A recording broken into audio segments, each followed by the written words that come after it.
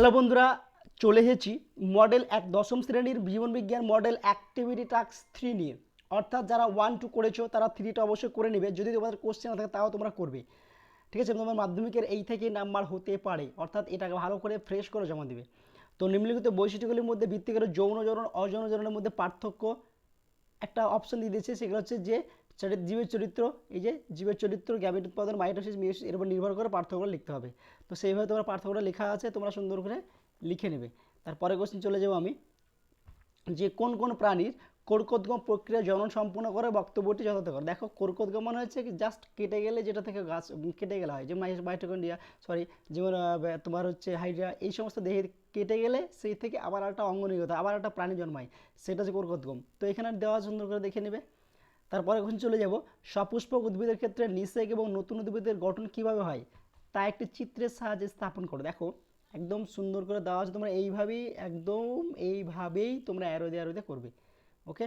ইতর পরাগযোগ এর দুটো সুবিধা হলো, অসুবিধা দেখো, ইতর পরাগযোগ যোগে বিভিন্ন প্রজাতির ফুলের মধ্যে পরাগযোগ এর ফলে প্রজাতির বিশুদ্ধতা নষ্ট হয়ে যায়। একটা ফুলের সংখ্যা আলাদা হলো, তাহলে প্রজাতির যে বিশুদ্ধতা সেটা নষ্ট হয়ে যায়। ইতর পরাগযোগের জনিত্রী বৈশিষ্ট্য নিয়ন্ত্রিত হয় না। আমরা জানি নিয়ন্ত্রিত হবেই কী করে, একটা ফুলের সঙ্গে আরেকটা ফুল হলো, নিয়ন্ত্রিত হয় না। মাইক্রো প্রপাগেশন পদ্ধতি পৃথকীকরণ কোষ বা কলার ছোট্ট টুকরো কোথায় কীভাবে অ্যান্ড্রয়েড তৈরি করার ব্যাখ্যা হয়। দেখো, পৃথকীকৃত কোষ বা কলার ছোট্ট টুকরোকে আকর্ষণ বৃদ্ধি ঘটানো হয়, কর্ষণ দ্রবণে অক্সিটোসিন হরমোন দিয়ে তৈরি করা হয়। মাইক্রো প্রপাগেশন পদ্ধতিতে নিম্নলিখিত ধাপে করা হয়। ধাপগুলো দেখে নাও, প্রথম ধাপ দেওয়া আছে, দ্বিতীয় ধাপ, তৃতীয় ধাপ, ধাপগুলো একটু দেখে নেবে, লিখে দেবে। ওকে। তারপরে কোশ্চিন, জননের গুরুত্ব উল্লেখ করো। আমরা জানি জননের গুরুত্বটা খুব ইম্পর্টেন্ট কোশ্চেন, মাধ্যমিক এটা অনেক সময় দেয়, অনেকবারই দিয়েছে। তো এটা আমরা জননের গুরুত্বটা আমরা এইভাবে লিখবো, পয়েন্ট পয়েন্ট করে লিখবো, অবশ্যই পয়েন্ট পয়েন্ট ছাড়া কোনো অ্যান্সার লেখা যাবে না। ওকে। তারপর হচ্ছে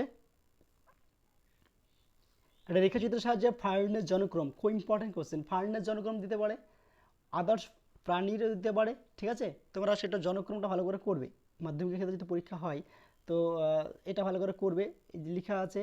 তারপরে এইখানে যে ছবিটা দেওয়া আছে সেই ছবিটা তো আঁকা সম্ভব নয় তোমাদের দ্বারা, তাই আমার সাজেশান, এই ছবিটা যেমন এখানে ফার্স্ট টাইমে দেওয়া আছে যে রেণুধর, ঠিক আছে, এটা রেণু, এখানে রেণু লিখবে, পরিণত উদ্ভিদ লিখবে, এখানে জাস্ট লেখাগুলো লিখবে, ছবিকে লিখতে হবে না, কিন্তু বাস্ট এই যে অ্যারোটা, এই যে অ্যারো এইগুলো লিখবে, ঠিক আছে, এই যে লিখবে এগুলো, আর এই যেখান থেকে যে একটা নিচে ডাইরেক্ট নিচে আছে এটা লিখবে।